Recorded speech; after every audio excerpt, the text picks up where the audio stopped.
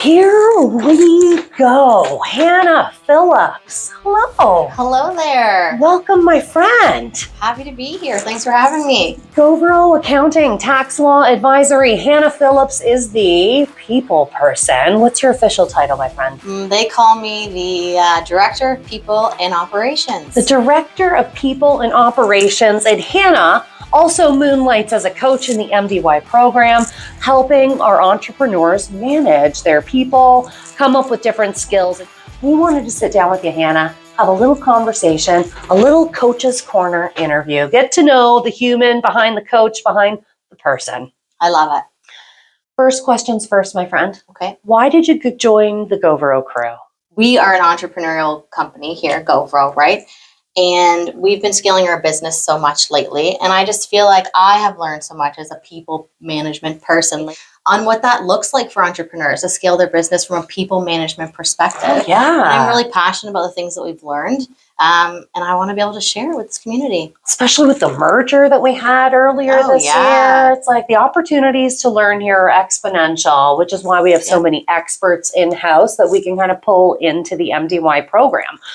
That being said, how do you, Hannah, specifically help entrepreneurs? I think one of my skill sets that can help entrepreneurs is, the world of HR is very broad. It can feel very vague. It can feel extremely daunting. These are people we're managing. And I think I'm able to kind of summarize people management skills, policies, legislation in a very digestible way. So that's sort of where I'm coming from. That is so helpful because a lot of the times you're in business, you're grinding it out, and some of these HR policy, it's a lot, right? It's a lot. You type into Google, you won't get a straight answer. I'll tell you that. Yeah, nothing is black and white. Nothing is black and white in HR, even when you think it's black and white. So Hannah, what drives you? What's your why? Why do you help entrepreneurs? Why are people your thing? I think I've just always been passionate about helping other people, and I think this is kind of a unique role to be able to kind of walk that line when you're in HR of advocating and serving the business, coming at it from that side, and advocating and serving for the people, right? So you're merging who people are as human beings and what's best for the business. And I'm really passionate about sort of marrying the two and finding the best solution possible. And you're right. And when it gets leveraged in all the right ways, then your people elevate that totally. Business. So you can have the growth like GoVro's experience, right? Yeah, exactly. So when it comes to tips, tricks, hacks, I feel like you have a boatload.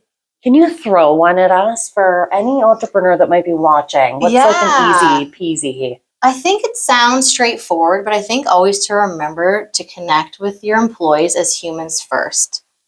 Don't really go much further before you do this. Your work culture is going to thank you. You're going to have just a way better working kind of relationship with your employees. And I'm not saying it has to be super personal or go super deep, just make sure that the employees know that you care about them as human beings, and that even though you have sort of a set of policies for everybody, it's not always the one size fits all into being able to work with people as individuals. That is a great piece of advice, and fostering those relationships, because we know when those relationships are fostered with us as individuals, we go that extra mile, and it transcends throughout business and the people in your business as well. Hannah Phillips, if a celebrity were to endorse you, who would that celebrity be and why? Oh, that's such a good question. I'm struggling with an answer to this because there's a million people who you would love to be endorsed by, but you have to be realistic. And I feel like, from an HR side, probably somebody like boring, like a Band-Aid company or hopefully something safety related, hard hats. But no, I think if I were to choose, if I could spin the question a little bit, I would choose to be endorsed by Martha Stewart. And let me tell you why. Same. There's a million reasons why I love Martha Stewart. First of all, can I say badass on this thing? Yes. Okay, badass female entrepreneur, like, whoa, big time. Just kills it in the game from a million levels. So she's a female, which I love. She's an amazing business owner. And her brand, I just absolutely love. She makes home and meals and traditions feel special. And I just really love her brand.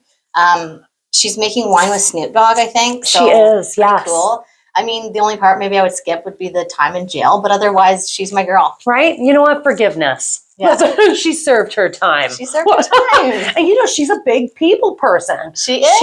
And she inspires her team to work together and solve problems and have each other's backs. And it takes that kind of fostering to be able to achieve the things that she does, is because she has that team in place that she built. That's a really great answer. I love that. That was not a boring answer. And we're going to end Coach's Corner today with a quote. What's your favorite? What do you want to leave us with? When Hannah goes to bed at night, what Post-it are you reading? You know what? I think it's pretty simple, but I would go with the glass half full quote. And for a few reasons. First of all, sort of from a people management side, I think it's saying, hey, I'm choosing to believe that this person had the best intentions, and not assuming that they didn't until you are able to clarify and have a further conversation. I think that goes a long way in business. Second of all, from a personal perspective, I think I see it as choosing to see opportunity instead of an obstacle, right? Ooh. That's such a powerful mindset, to be able to see something as opportunity and not an obstacle when there's something like that. Like there's that space to make it what you want it to be. And, ultimately, it's a power is yours way of thinking. So yeah, I would go with that. I love that. That is such a great answer. I love that you started the glass half full too with curiosity over criticism, because you're so right. When you go after those situations and you ask the questions first, the clarity that comes from this, sometimes it's like, oh, I shouldn't have been upset at all. Right. Especially imagine writing an email, right? Like we all get emails and we think a tone of an email is certain something, right? Like that's a perfect example. And you talk to the person and they're like, hey, what's up? And you're like, oh, you're not mad. Right? There's no tone in text. I don't read any tone in text. I just read text for what it is. And if you're upset with me, I'm going to assume we'll have a conversation about it. That is the glass half full. This has been Coach's Corner with Hannah Phillips, the people coach. Thank you so much for joining us today, my friend. Thank you so much for having me. Have a great day, goal getters. Go out there and get it.